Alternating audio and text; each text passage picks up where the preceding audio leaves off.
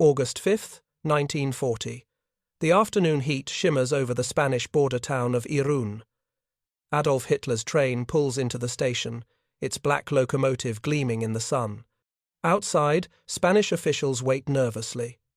Inside, Hitler unfolds a map across the conference table. His finger traces a route south toward a single objective: the Rock of Gibraltar. Control this fortress, and the Mediterranean becomes a German lake. Lose it, and the British Empire survives. This is the forgotten story of Hitler's secret plan to invade Gibraltar, Operation Felix, and how it became one of World War II's strangest missed opportunities. The summer of 1940 belongs to Germany. France has collapsed in just 6 weeks of fighting. British forces have evacuated from Dunkirk, leaving behind tanks, artillery, and the wreckage of an army. Hitler stands at the peak of his power, master of Europe from the Atlantic coast to the Polish frontier. His armies have swept through Poland, Denmark, Norway, the Low Countries, and France, with a speed that stuns the world. The Wehrmacht seems invincible. The Third Reich appears unstoppable. But one strategic choke point remains beyond his grasp: Gibraltar. This narrow strait separates Europe from Africa by just 14 kilometers of open water. For centuries, it has been Britain's gateway to the Mediterranean, its naval base, its fortress carved into limestone rock rising 426 meters above the sea. The rock dominates the western entrance to the Mediterranean like a sentinel. Its tunnels, carved over 2 centuries, house ammunition stores, hospitals, barracks, and command centers. British artillery positions command every approach by land and sea. Anti-aircraft batteries ring the summit. Naval guns cover the harbour and the airfield built on reclaimed land at the rock's base. Whoever controls Gibraltar controls access to the entire Mediterranean theatre, and in August of 1940, Hitler wants it desperately. The Führer's logic is elegant and compelling. Seize Gibraltar, seal the Mediterranean, and Britain's supply routes to Egypt, India, and the Far East are severed. The Royal Navy's Mediterranean fleet becomes trapped in an inland sea or forced to withdraw around the Cape of Good Hope, adding thousands of miles to every voyage. Spain and Italy dominate the western basin. German and Italian submarines operate freely from Gibraltar's harbour, interdicting British convoys. Britain, already reeling from the fall of France and the aerial assault of the Battle of Britain, faces strategic isolation. Cut off from its empire, denied access to Middle Eastern oil, Britain might finally sue for peace. It is a move that could change the course of the war. It is also a move that depends entirely on circumstances beyond Hitler's control. Gibraltar belongs to Britain, but it sits on Spanish soil. The fortress occupies a narrow peninsula connected to mainland Spain by a low, sandy isthmus, barely a kilometre wide. Any German assault must cross Spain first, and Spain, though sympathetic to the Axis cause, remains officially neutral. The Spanish Civil War ended only 18 months earlier, in April of 1939. The country is exhausted, its economy shattered, its infrastructure in ruins. General Francisco Franco, the Spanish dictator who emerged victorious from that brutal conflict, is in no hurry to plunge his nation into another war. Hitler needs Franco's cooperation. Without it, Operation Felix cannot begin. With it, Germany gains not only passage through Spain, but also artillery positions along the Spanish side of the neutral zone, logistical support, and political cover. The question is whether Franco will agree. Hitler dispatches Foreign Minister Joachim von Ribbentrop to Madrid in September of 1940. Ribbentrop is Hitler's chief diplomat, a former champagne salesman turned Nazi ideologue, arrogant and deeply disliked even within the German foreign ministry. But he carries significant authority and speaks with Hitler's full backing. The Germans come bearing promises: territorial expansion in North Africa, particularly French, Morocco, economic aid, weapons, fuel, and a share in the spoils of victory. Spain, they argue, should join the Axis powers now, while Germany is winning, and reap the rewards of inevitable triumph. Franco receives Ribbentrop with formal courtesy but gives nothing away. He listens carefully to the German proposals. He expresses sympathy for the Axis cause. He acknowledges Germany's remarkable victories. He does not refuse, but he does not agree either. Instead, he responds with a list of demands so extensive and so impractical that Ribbentrop returns to Berlin empty-handed and frustrated. Franco's demands reveal the depth of Spain's weakness and the shrewdness of his calculations. He wants massive shipments of grain to feed his starving population. Spain's agricultural production has collapsed during the Civil War, and the country depends on imports to avoid famine. He wants fuel oil for Spain's vehicles, ships, and generators. He wants modern artillery, aircraft, and tanks to rebuild the Spanish military. He wants control of French Morocco and portions of Algeria, territorial gains that would alienate Vichy France, a regime Hitler is trying to keep cooperative. And perhaps most importantly, he wants guarantees that Germany will protect Spain's Atlantic islands and African colonies from British retaliation. These demands are not negotiating tactics. They reflect genuine concerns. Franco knows that if Spain enters the war on Germany's side, the British Royal Navy will immediately strike at Spain's vulnerable colonial possessions. The Canary Islands, off the coast of West Africa, are critical to Atlantic shipping routes. Spanish Morocco sits across the strait from Gibraltar. Both are tempting targets for British forces. If Britain seizes these territories while German troops are bogged down besieging Gibraltar, Franco's regime could be humiliated or even overthrown by internal opposition. Moreover, Franco doubts Germany's ability to deliver on its promises. Germany is fighting Britain and preparing for potential conflicts on multiple fronts. Can Hitler really spare the grain, fuel, and weapons that Spain needs? Can Germany protect Spanish territories scattered across the Atlantic and Mediterranean while fighting a global war? Franco is skeptical, and so he delays, demands, and deflects. Hitler, growing impatient, decides to meet Franco personally. In October of 1940, he travels to the Spanish border town of Hendaye, a small resort on the Franco-Spanish frontier.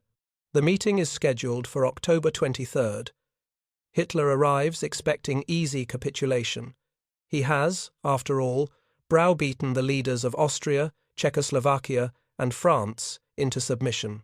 Surely Franco, ruler of a broken country dependent on German goodwill, will fall into line. The meeting takes place in Hitler's private train car, parked on a siding at Hendaye station. The interior is plush, decorated with German oak paneling and thick carpets. A large map table dominates the center of the compartment. Hitler, Ribbentrop, and several German officials sit on one side. Franco, his foreign minister Ramon Serrano Suñer, and Spanish diplomats sit opposite. The atmosphere is formal, tense, heavy with unspoken expectations. Hitler opens with a long monologue about Germany's victories and Britain's inevitable defeat. He speaks rapidly, gesturing at maps, his voice rising and falling with practiced rhetoric. Britain, he insists, is finished. The Royal Navy cannot hold the Mediterranean without Gibraltar. The British people are demoralized. Churchill's government will fall. Germany stands on the threshold of total victory. All Spain needs to do is join the winning side and claim its share of the spoils. Franco listens without interrupting.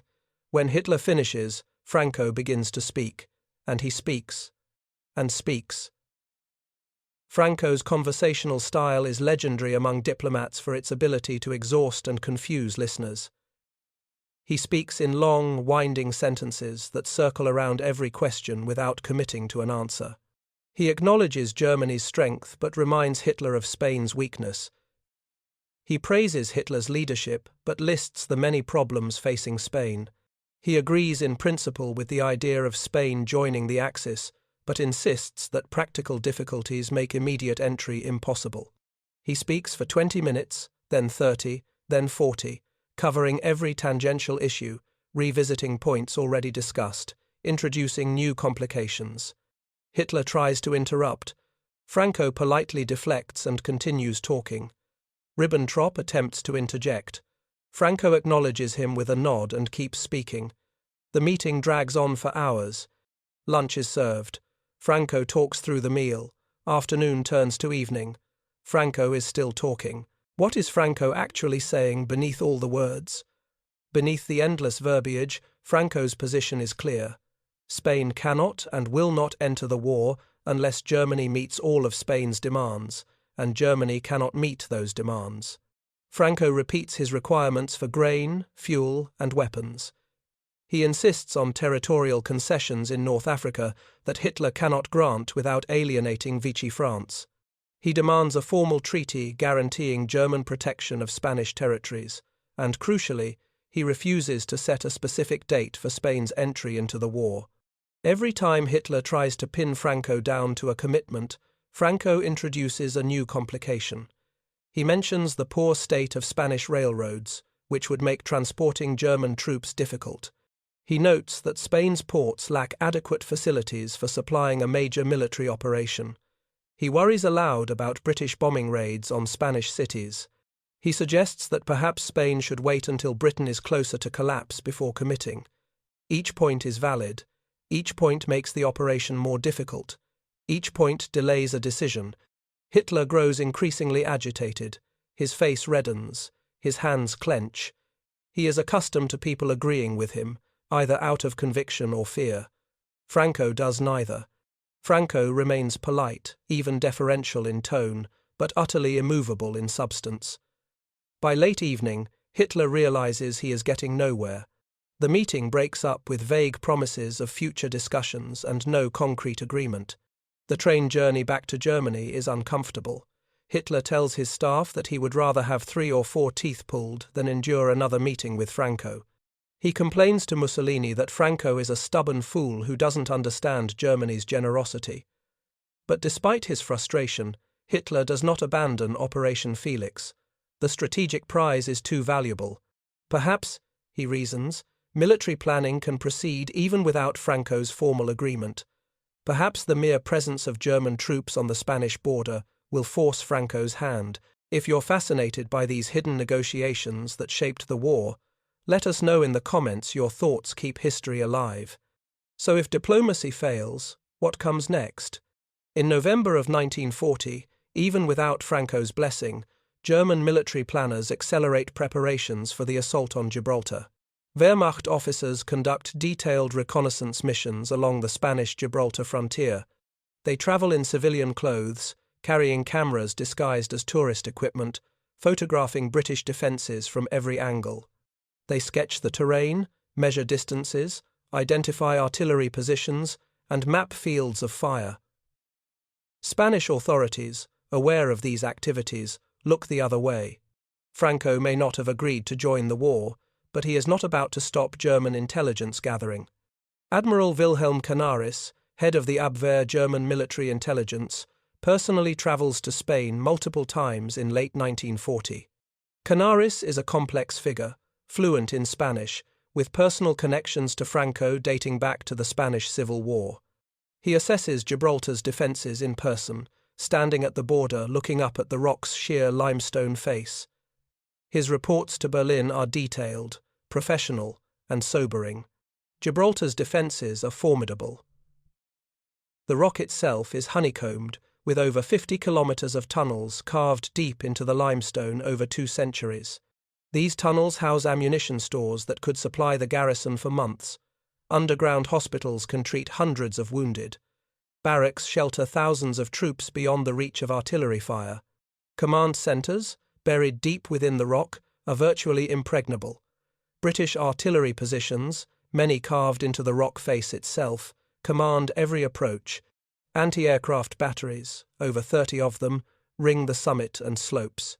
Naval guns, ranging from 6-inch to 9.2-inch caliber, cover the harbour, the airfield, and the strait itself.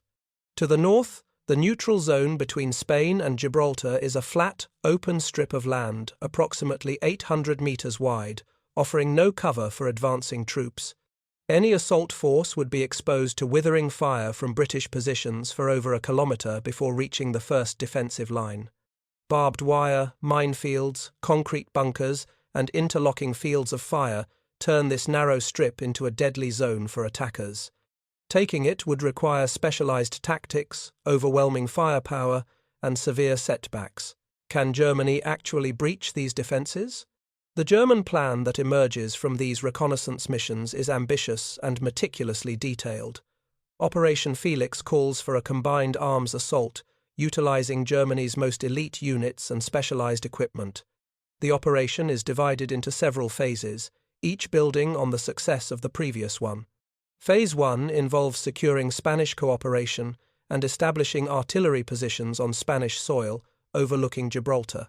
German heavy artillery, including massive railroad guns and siege mortars, would be transported across France and Spain to firing positions along the frontier. These guns would pound British positions for days, softening defences and suppressing British artillery.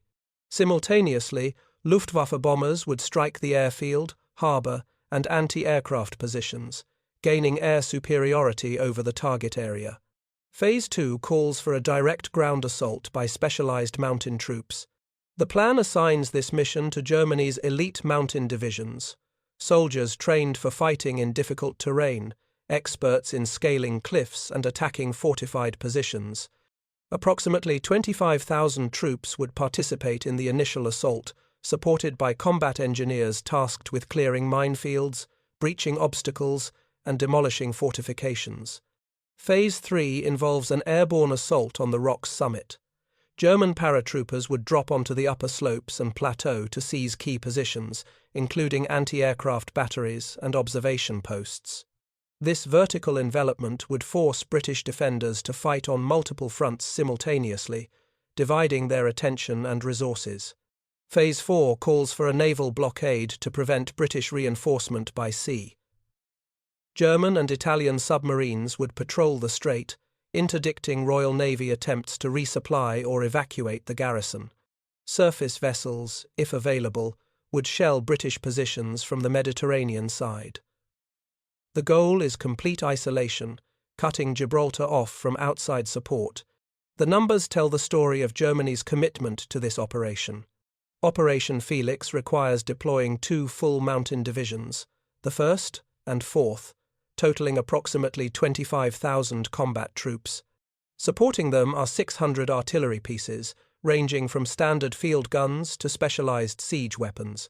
Among these are the massive Karl Gerät self-propelled siege mortars, each capable of firing 2-ton shells to demolish concrete fortifications.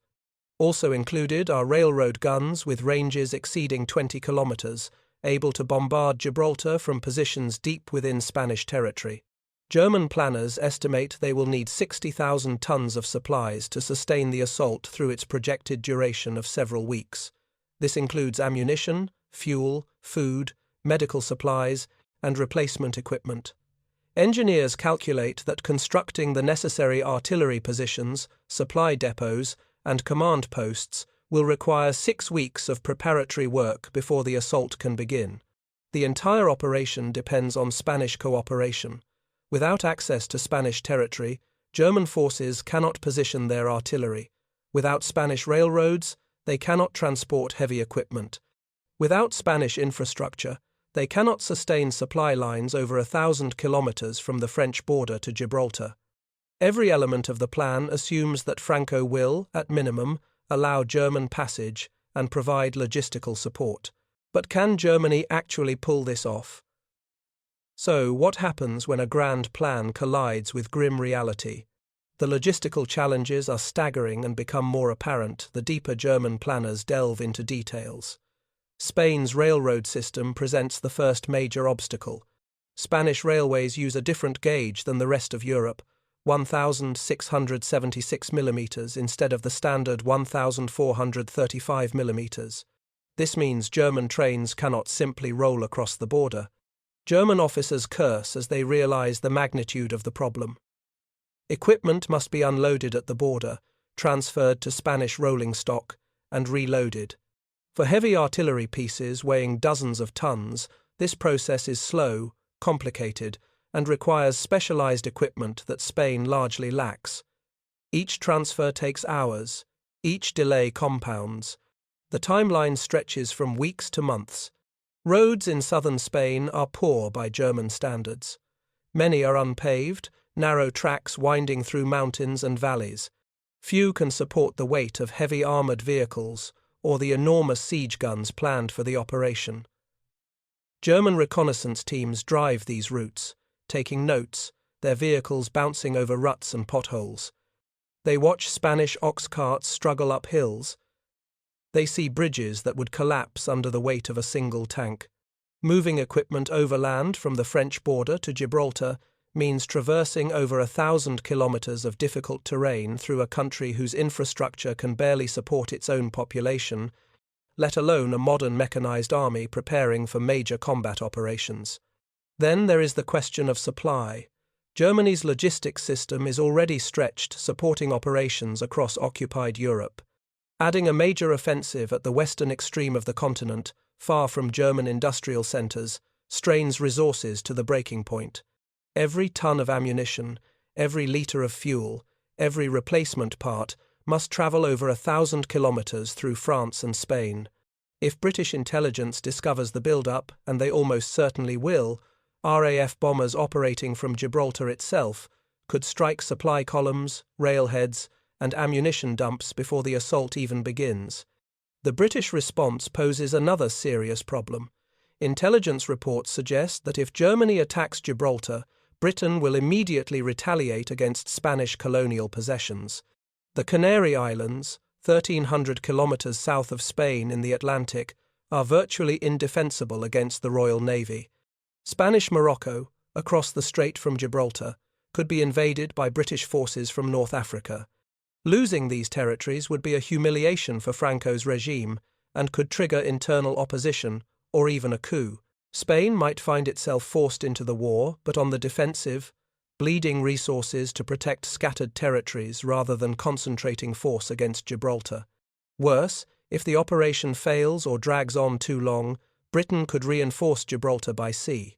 The Royal Navy, despite its commitments across the globe, retains the ability to concentrate significant force in the Mediterranean.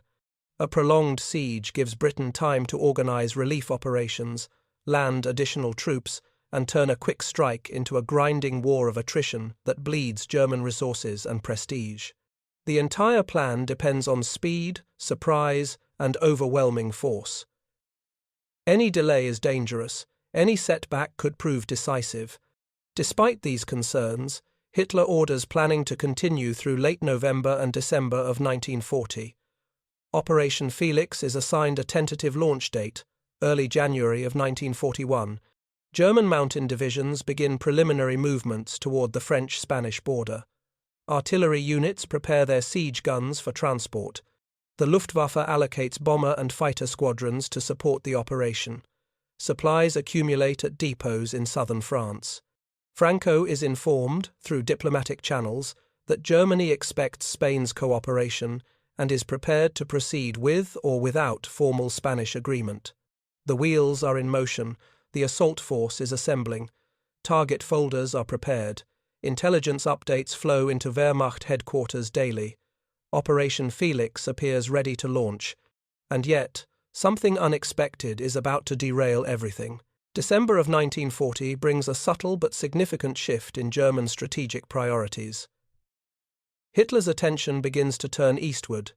Soviet forces have occupied the Baltic states and portions of eastern Poland under the terms of the Molotov-Ribbentrop Pact, signed in August of 1939. This pact, a cynical agreement between two totalitarian powers, partitioned Eastern Europe into German and Soviet spheres of influence. For over a year, it kept the peace between Berlin and Moscow.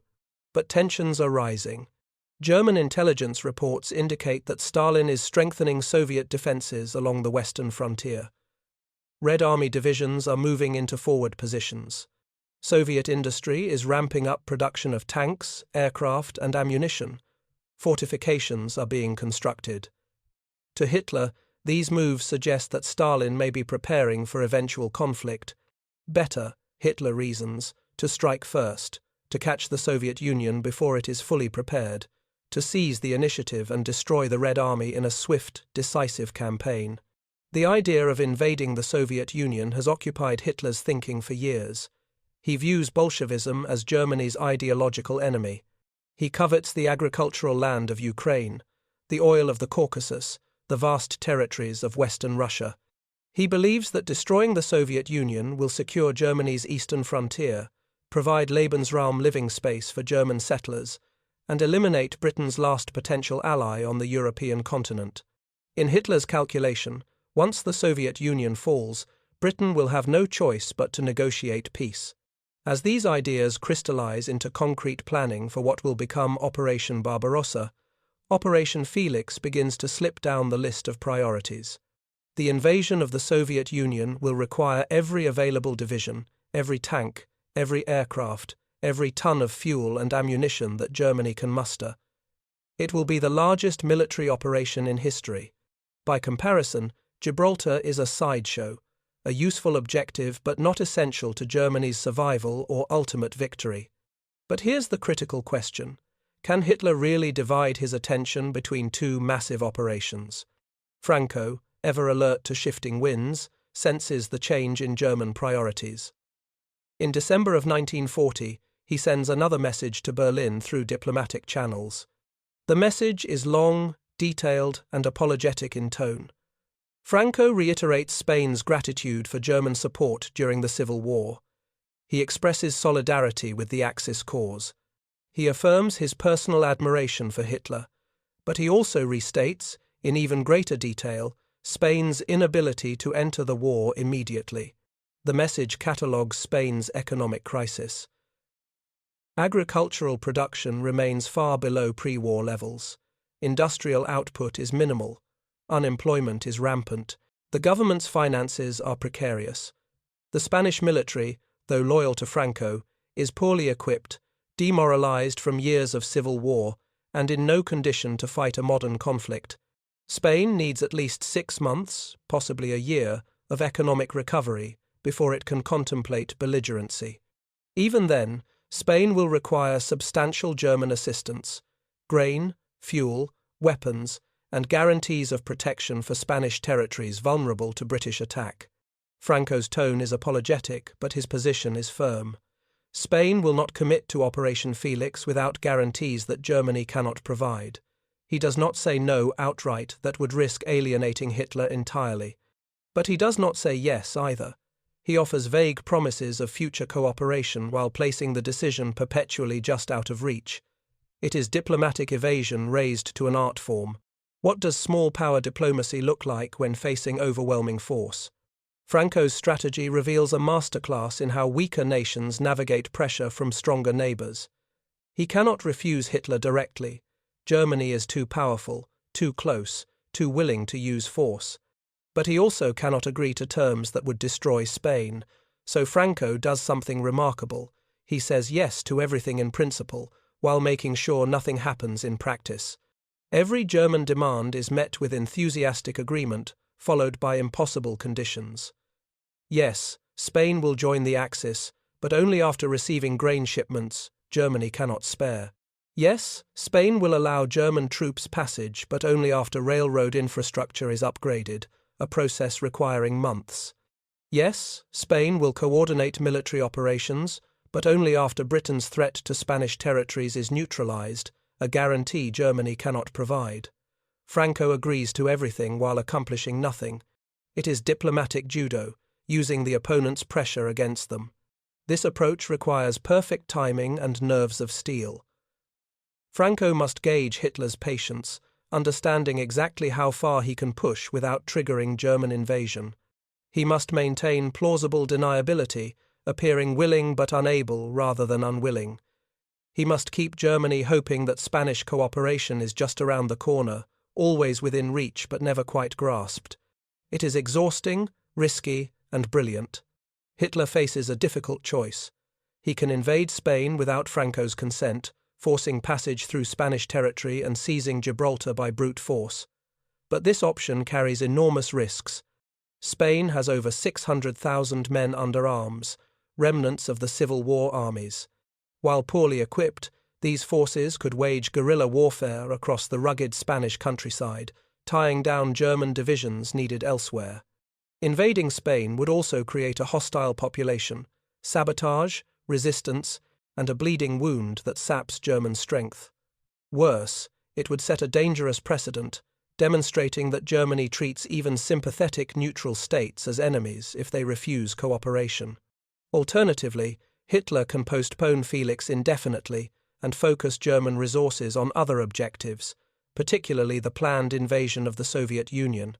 This option preserves the relationship with Spain, avoids creating unnecessary enemies, and allows Germany to concentrate maximum force on what Hitler increasingly views as the decisive campaign of the war. The downside is that Gibraltar remains in British hands, a strategic asset for the enemy and a thorn in Germany's side throughout the Mediterranean theatre. On December 10, 1940, Hitler issues Directive No. 19.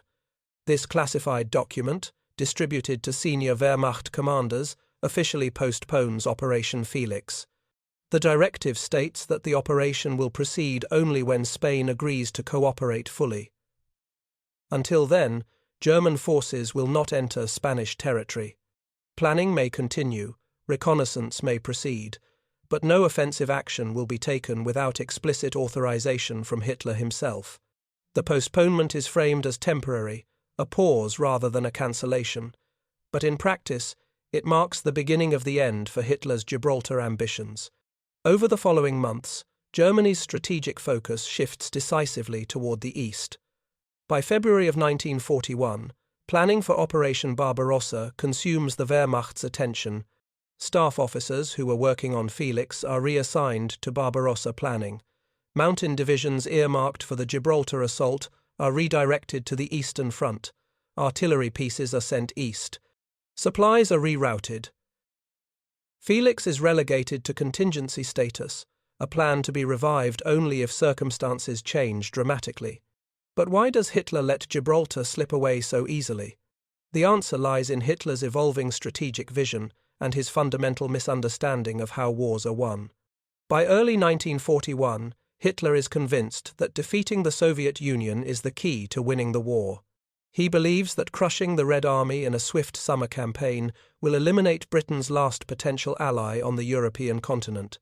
With the Soviet Union destroyed, Britain will be isolated, unable to continue the war, forced to negotiate peace on German terms. In this calculation, Gibraltar becomes less critical. Yes, controlling the Mediterranean would be valuable, but it is not essential if the Soviet Union collapses and Britain capitulates. Hitler also underestimates Britain's ability and willingness to sustain the war from Gibraltar and other overseas bases. He assumes that once Germany dominates the European landmass from France to the Urals, British naval power will become irrelevant, a nuisance rather than a strategic threat. This assumption proves disastrous. Gibraltar remains a British stronghold throughout the war, enabling Allied operations in North Africa, the invasion of Sicily, the liberation of Italy, and ultimately the projection of Allied power throughout the Mediterranean. By failing to neutralize Gibraltar when he had the opportunity, Hitler leaves Britain a permanent foothold in the Mediterranean and a springboard for future offensives. If you're still here with us, I want to hear from you. Drop a comment below to let us know you're watching, because your thoughts keep history alive. And if you haven't subscribed yet, hit the bell so you don't miss the hidden stories we uncover every week.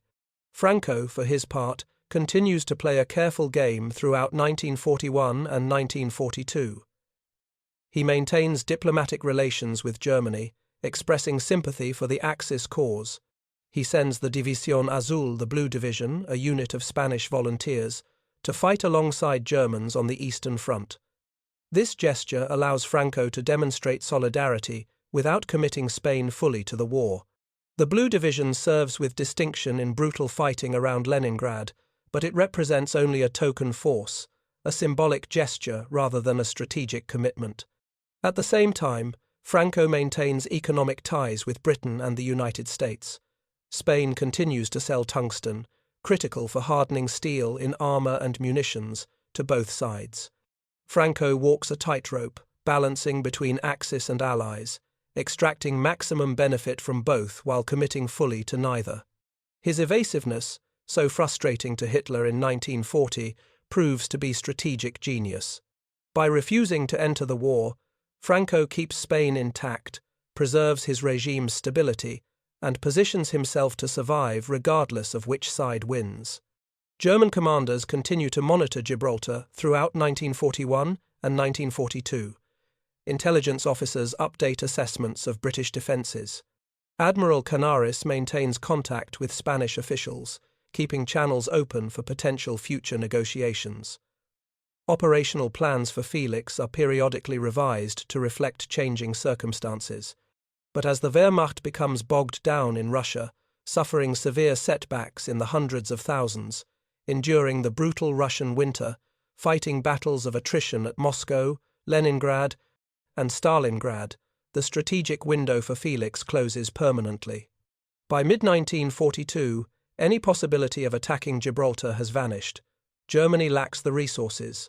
The Wehrmacht is stretched across thousands of kilometers of front line in Russia. Every division, every tank, every aircraft is desperately needed on the Eastern Front.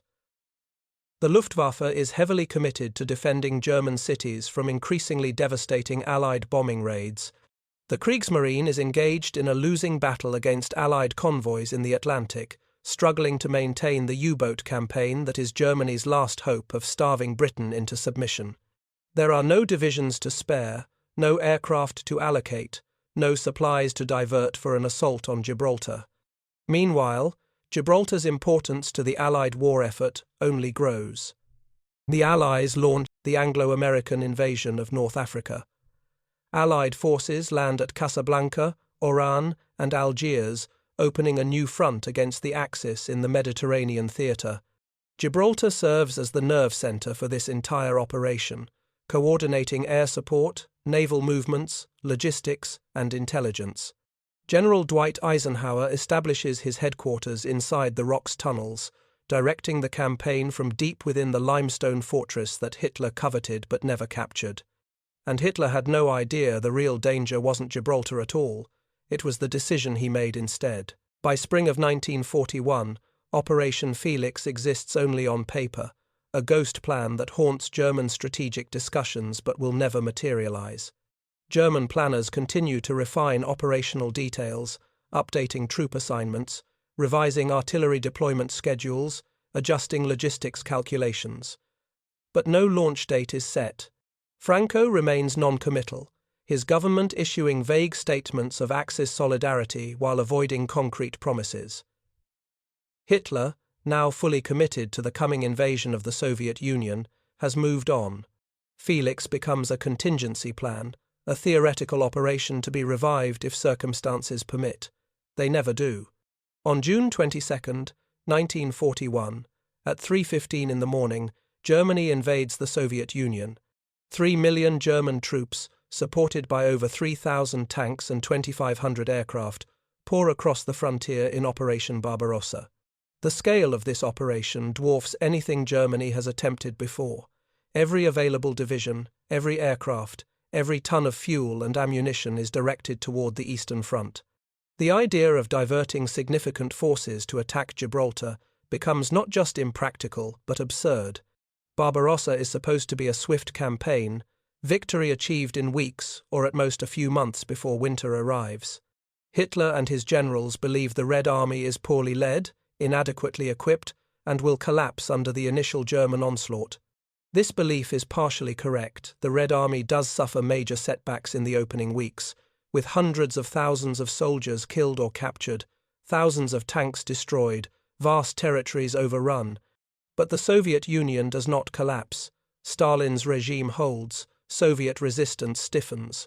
The Red Army, battered and bleeding, continues to fight.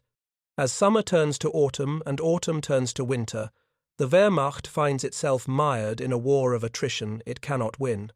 Supply lines stretch across hundreds of kilometers of primitive roads. German soldiers, equipped for a summer campaign, freeze in temperatures dropping below -30 degrees Celsius. Tanks and vehicles break down in the mud and snow. The advance slows, stalls, and in some sectors is thrown back by Soviet counterattacks. By December of 1941, German forces stand exhausted before the gates of Moscow, unable to deliver the knockout blow that Hitler promised. The strategic implications for Operation Felix are total and final. Germany will never have the resources to attack Gibraltar now. The Eastern Front becomes an insatiable drain consuming men, machines, and supplies. Every division sent east suffers severe setbacks. Replacements are needed constantly. Equipment losses are staggering. The Luftwaffe, stretched thin across multiple fronts, can barely maintain air superiority over key sectors. The Wehrmacht, once seemingly invincible, is learning the hard lesson that Germany lacks the manpower and industrial capacity to fight a global war on multiple fronts simultaneously. What does this failure cost Germany in the broader war? As the war grinds on through 1942 and into 1943, Gibraltar's importance to the Allied war effort only grows. Allied aircraft flying from Gibraltar provide crucial air cover for the invasion convoys crossing to North Africa. Fighters patrol the approaches to the strait, protecting troopships from Axis submarine attack. Bombers strike at Axis positions in Morocco and Algeria. Reconnaissance aircraft monitor enemy movements, providing real-time intelligence to invasion planners. Without Gibraltar's airfield, these missions would be impossible or prohibitively costly. The Royal Navy uses Gibraltar as a forward base for escorting convoys, refueling warships, and launching offensive operations. Force H, the powerful naval squadron based at Gibraltar, includes battleships, aircraft carriers, cruisers, and destroyers. These ships protect the invasion fleet, bombard coastal defences, and maintain control of the western Mediterranean. The harbour at Gibraltar, with its repair facilities and supply depots, keeps these ships operational far from home ports in Britain. The cost is measured in lost opportunities, strategic defeats, and mounting Allied momentum. Without the ability to cut Allied supply lines in the Mediterranean, Germany cannot isolate British forces in North Africa. This allows the British Eighth Army to receive continuous reinforcements and equipment throughout the North African campaign.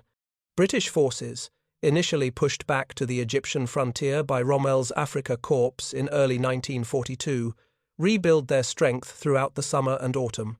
In October and November of 1942, British forces under General Bernard Montgomery launch a counter-offensive at El Alamein in Egypt. The Second Battle of El Alamein becomes one of the war's turning points. British forces, equipped with American Sherman tanks and supported by overwhelming artillery, break through German and Italian defences. Rommel's army, already weakened by fuel shortages and lack of reinforcements, is forced into retreat. The Afrika Korps, once the most feared formation in North Africa, begins a long, grinding withdrawal westward across Libya, toward Tunisia. The victory at El Alamein marks the first decisive defeat of a major German offensive. For the first time since the war began, a German army is not just stopped but driven back in full retreat. Churchill later writes that before El Alamein, Britain never had a victory. After El Alamein, Britain never had a defeat. The psychological impact is enormous. German invincibility, the myth that sustained Axis morale and intimidated neutrals, is shattered. The war is winnable. Germany can be beaten. Gibraltar's role in enabling this victory cannot be overstated. Every ship carrying supplies to the Eighth Army passes through waters protected by Gibraltar-based forces. Every aircraft providing reconnaissance over North Africa refuels at Gibraltar. Every intelligence report on Axis shipping movements is processed through Gibraltar's command centres. Without the Rock as a secure base, British operations in North Africa would have been infinitely more difficult, possibly impossible. Following Torch and El Alamein, Allied forces squeeze Axis armies in North Africa from both east and west. By May of 1943, German and Italian forces in Tunisia are surrounded, cut off, and forced to surrender. Over 250,000 Axis soldiers march into captivity, a loss comparable to Stalingrad. North Africa is entirely in Allied hands. The Mediterranean is opening, and Gibraltar has been the foundation on which this entire strategic success was built. But the Allies are not finished. With North Africa secured, they turn their attention to Europe itself. In July of 1943, Allied forces launch Operation Husky, the invasion of Sicily. The assault involves landing 160,000 troops on the island, supported by thousands of aircraft and hundreds of warships. It is the largest amphibious operation in history to this point, surpassing even the landings at Torch. Gibraltar once again serves as a critical staging area. Allied ships concentrate at Gibraltar before moving east to the invasion beaches. Aircraft based at Gibraltar fly cover missions over the convoys. Intelligence teams at Gibraltar coordinate with resistance fighters in Sicily and Italy, gathering information on Axis defences, troop movements, and fortifications. The operation's success depends on precise coordination across vast distances, and Gibraltar provides the command infrastructure to make that coordination possible. The invasion of Sicily achieves its objectives within weeks. Allied forces overrun the island, driving German and Italian defenders into retreat. But more importantly, the invasion triggers political collapse in Italy. Mussolini's regime, already weakened by military failures and popular discontent, crumbles. On July 25, 1943, King Victor Emmanuel III dismisses Mussolini and orders his arrest. A new Italian government, led by Marshal Pietro Badoglio, opens secret negotiations with the Allies. On September 8, 1943, Italy surrenders unconditionally. The Italian fleet sails to Malta and surrenders to the Royal Navy. Italian soldiers lay down their arms across the Mediterranean. Germany's principal ally has collapsed, forcing the Wehrmacht to occupy Italy and defend the entire Italian peninsula against Allied advances.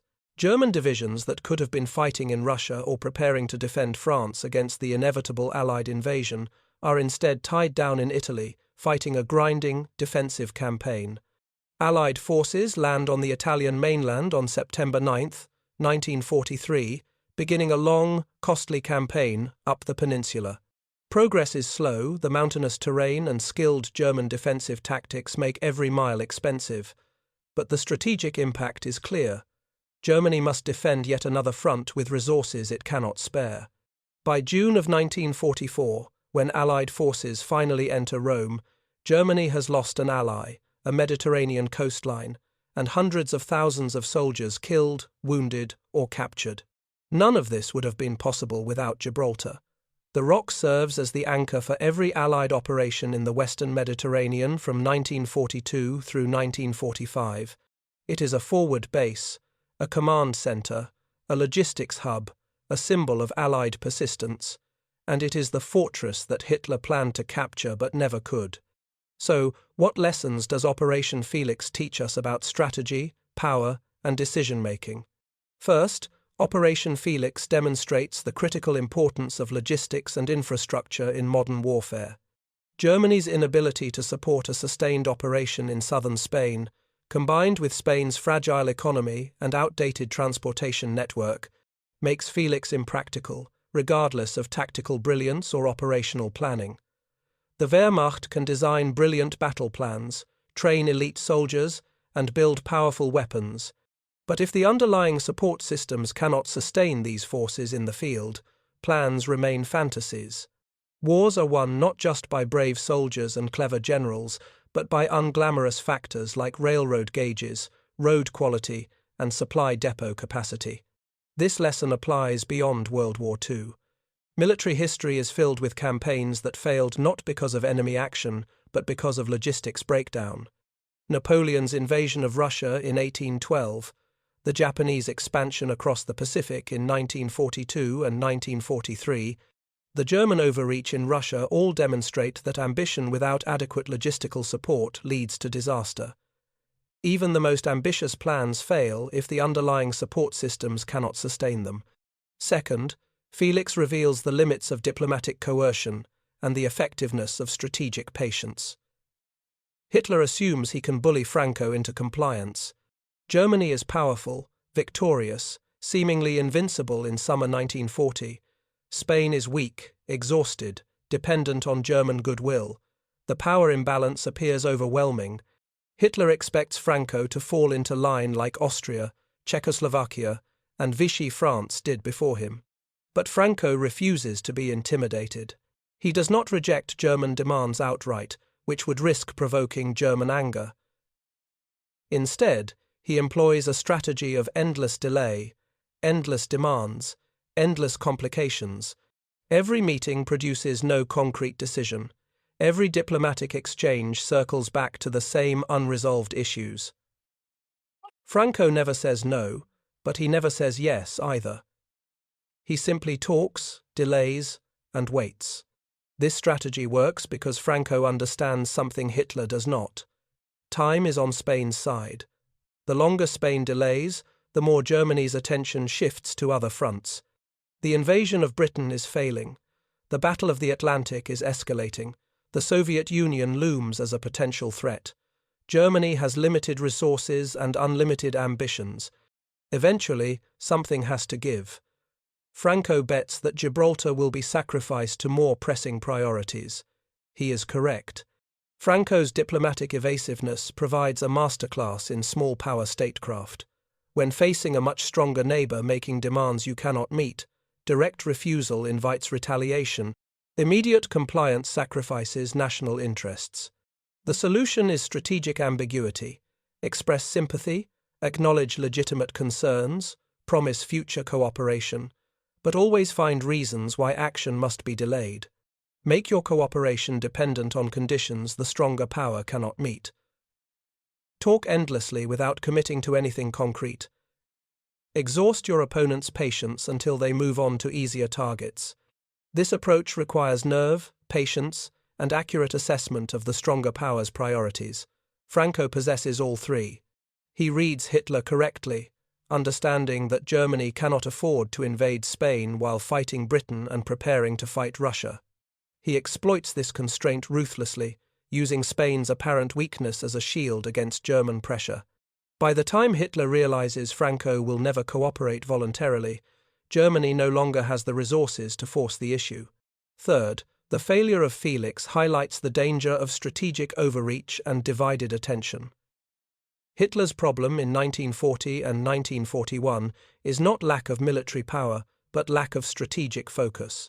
Germany is attempting to pursue multiple major objectives simultaneously: defeat Britain, control the Mediterranean, prepare for invasion of the Soviet Union, occupy and pacify vast territories across Europe, defend against increasing British bombing raids, maintain the U-boat campaign in the Atlantic. Each of these objectives is difficult. Pursuing all of them simultaneously with finite resources is impossible. Something must be prioritized, something must be sacrificed. Hitler's failure is his refusal to choose. He wants Gibraltar and Moscow. He wants to destroy Britain and conquer the Soviet Union. He wants to defend everywhere and attack everywhere. This diffusion of effort weakens Germany across every front. A more prudent strategy might have concentrated German power on a single decisive objective: defeat Britain completely before turning east, or abandon the Mediterranean entirely and focus all resources on crushing the Soviet Union, or consolidate German control over occupied Europe before attempting further expansion. Any of these approaches might have succeeded. Attempting everything at once guarantees that Germany will accomplish nothing decisively. And what changed forever because of this decision? The Mediterranean remains contested throughout the war, denying Germany the strategic advantage it sought. Britain's survival depends in part on maintaining access through Gibraltar to its empire and allies in the Middle East, Africa, and Asia. The Suez Canal, Egypt, and the Middle Eastern oil fields remain under Allied control, securing vital resources and preventing Axis forces from linking up across North Africa and the Middle East. These outcomes shape not only the war's conclusion, but also the post-war order in Europe, the Mediterranean, and the Middle East. Had Germany seized Gibraltar in early 1941, the strategic landscape would look radically different. British forces in Egypt and Palestine would be isolated, supplied only by the long, vulnerable route around the Cape of Good Hope. The Eighth Army might have been defeated or forced to withdraw, allowing Axis forces to advance toward the Suez Canal. If the canal fell, British access to India, Southeast Asia, and the Pacific would be severed. The British Empire's cohesion would be threatened.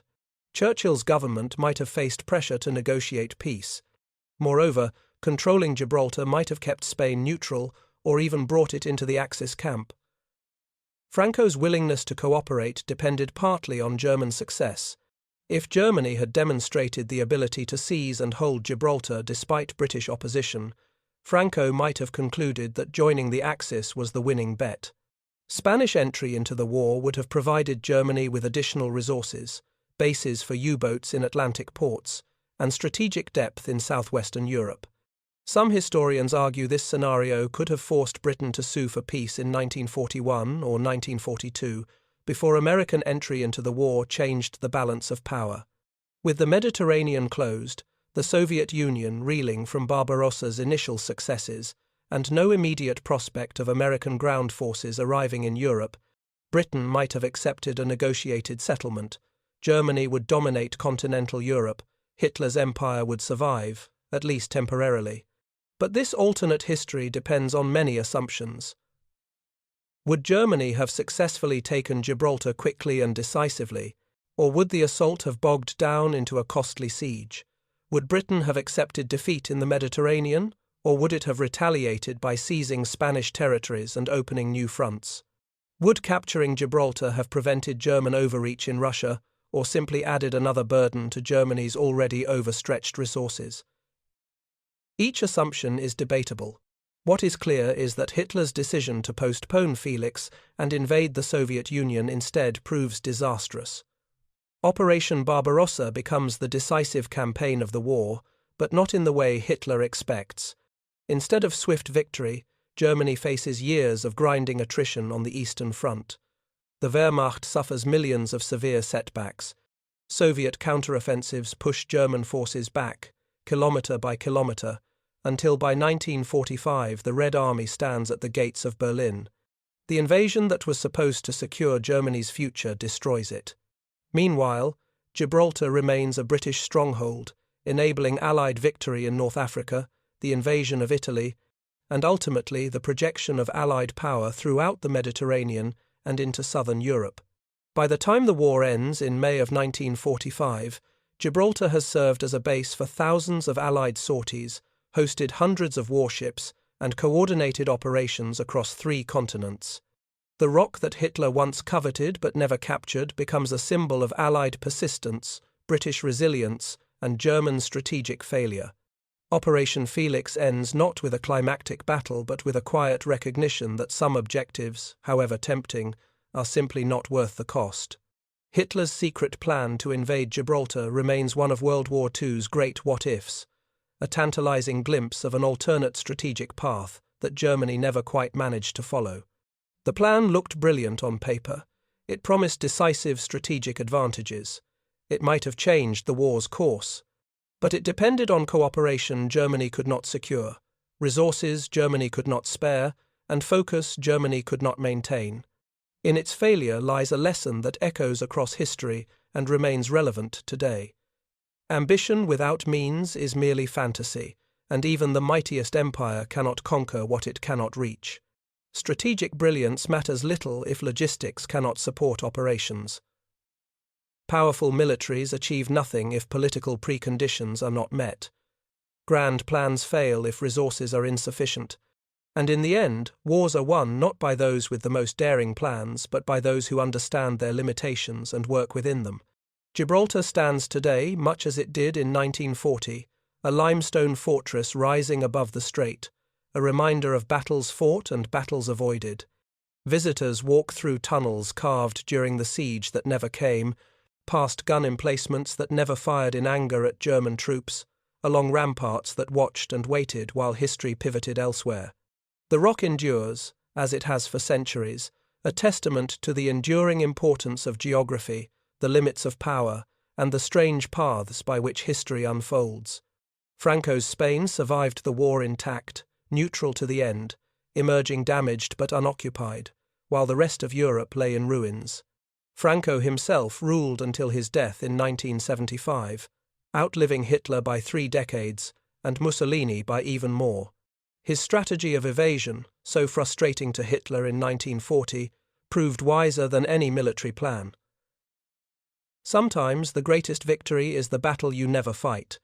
Sometimes the best strategy is simply to say no, politely but firmly, and wait for circumstances to change. Hitler's dream of controlling Gibraltar died in the winter snows of Russia, buried beneath the rubble of Stalingrad, lost in the vast distances of the Eastern Front, where German ambitions exceeded German capabilities. The fortress he could have seized in 1941 became the fortress he could never reach by 1942, and by 1943 the question was no longer whether Germany could take Gibraltar, but whether Germany itself would survive.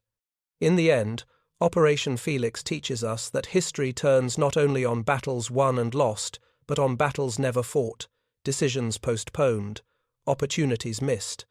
The plan existed, the troops were ready, the artillery was assembled, but the moment passed, and with it passed Germany's last chance to seal the Mediterranean and perhaps alter the war's outcome. What remains is a story of strategic ambition confronted by logistical reality, diplomatic coercion defeated by patient evasion, and military power thwarted by political complexity. The rock still stands, the strait still flows, and the lessons of Operation Felix still resonate for anyone who studies strategy, power, and the unpredictable ways that history unfolds. Thank you for joining us today. Which part of this forgotten story surprised you most? Franco's stalling tactics, Hitler's obsession with Gibraltar, or the rock's hidden tunnels that became Eisenhower's headquarters? Drop it below, and don't forget to subscribe for the next hidden history.